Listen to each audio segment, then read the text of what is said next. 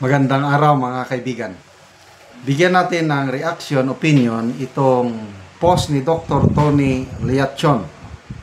Sabi niya, the report from Philippine Center on Investigative Journalism or PCIG named House Majority Floor Leader Sandro Marcos and former Speaker Martin Romualdez as pork barrel kings.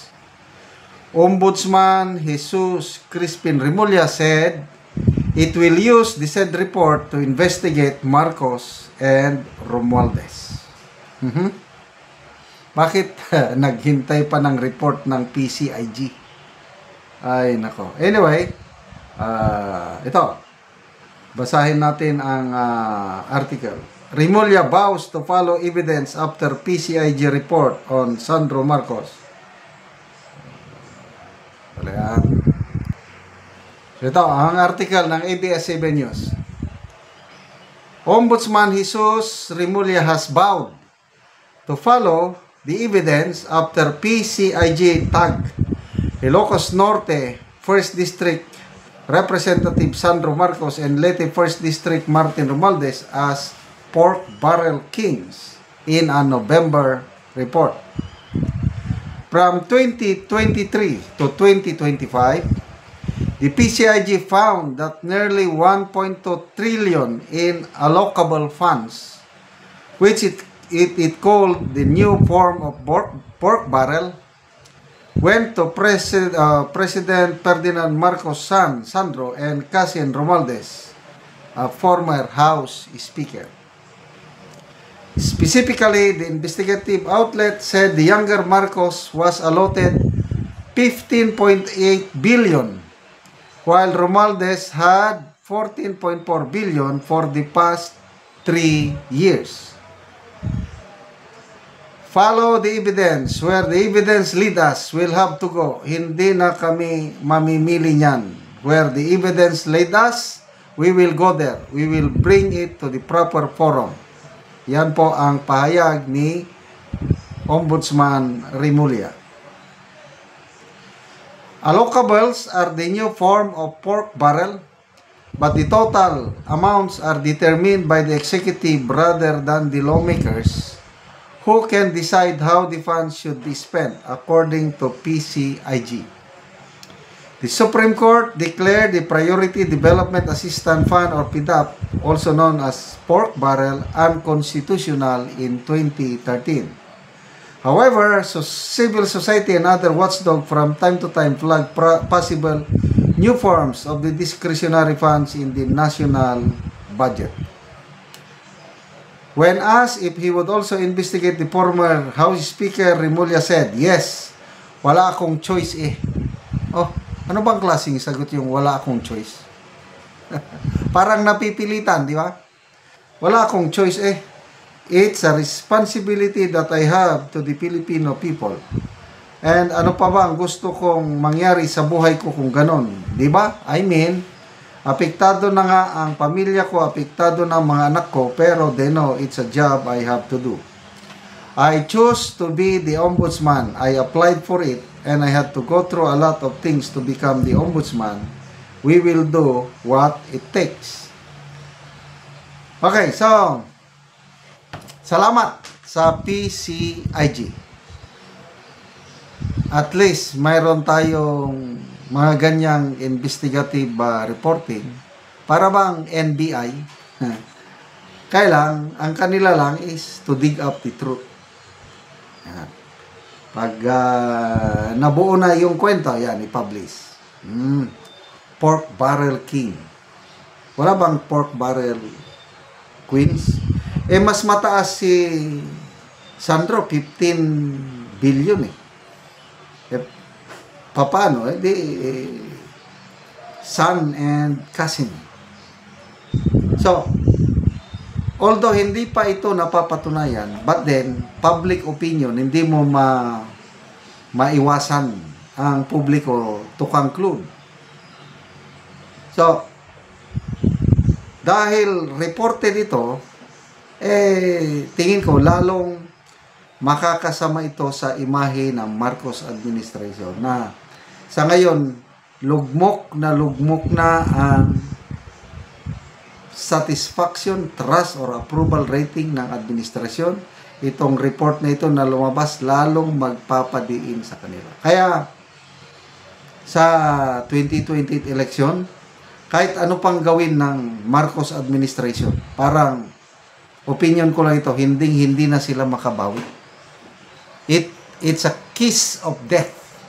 Kung sino man ang endorse ni Pangulong Marcos na kandidato niya sa 2028, parang nagbigti, parang nagpakamatay. Ang sinasabi, si John Vic Remulla daw at saka si Vince Dizon.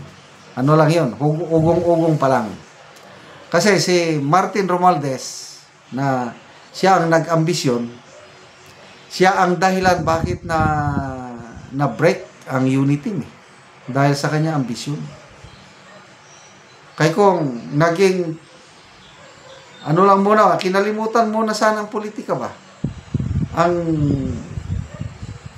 pinagtuunan ng pansin sana yung pagtutulungan para umangat ang bansa. Wala na sanang problema yun. Baka buo pa ang unity. Nang dahil sa ambisyon ni dating Speaker Romualdez, kaya nagkagulo tayo. Kaya lumabas yung tambaloslos, kaya nagka-break na talaga. Tinira na nila ng tinira si BP Sara dahil ayaw nila na nandyan siya na makakalaban. Ano ngayon? Kaya nga, tama si BP Sara, ang gaba dili magsaba. Sinong ako, hindi ako maniwala na dumating ang punto na mapilitan siyang mag-resign. Nang dahil sa social media, nagtulong-tulong na lang ano lang ito siya? God's intervention. May narinig akong preaching ng isang senior pastor sa isang malaking congregation. It has millions of members sa Pilipinas. Hindi ko lang pangalanan. Nung nag-prayer siya nga, Lord, please intervene. There is so much corruption in this country. Maawa po ka sa bansang ito. Salamat, sabi ng pastor salamat sa iyong pag-expose sa talamak na corruption. Please continue to do it at ihinto nyo na po ang corruption. Kawawa ang taong bayan. Ganon ang prayer ng senior pastor na yun. So, alam na. Pork Barrel Kings. Totohanan na ba ito? Hindi pa sila sasantuhin ni Ombudsman Remulla? Ano sa tingin nyo? I-comment nyo ko na. Salamat mga kaibigan sa inyong pagsubaybay sa ating channel na kakatulong kayo ng malaki sa tribong Talandig ng Bukidnon dahil ang income natin sa channel na ito is pantulong po sa tribo. Namimigay tayo ng libreng yero at pako para makapagpatayo sila ng mas maayos na tirahan. Panoorin nyo ang video na ito. Karon mo na niyang mataganog yero. Si Kuya, mag-atop na siya.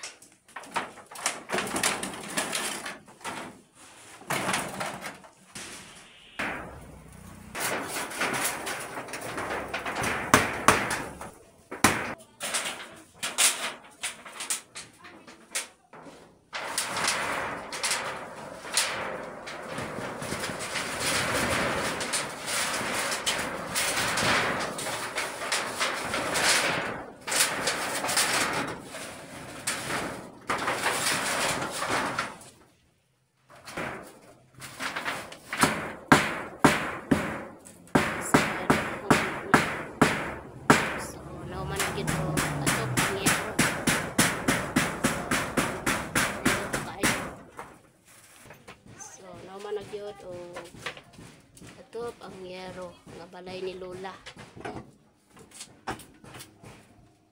Nga naka-atop na gyud og sin ang akong mama. Salamat sponsor og sin. Dagan kayong salamat kay naka-atop na gyud. So nahuman ang balay ni Lola. Nahuman na gyud ang balay sa akong mama gyud.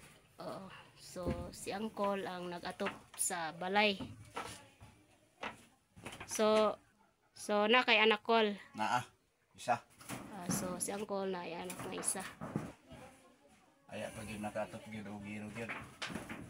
So dakong pasalamat ti Uncle nga napulihan na ang yero nga mga kuan daot ka balay ni lola o siya ang nitabang sa iyang mama.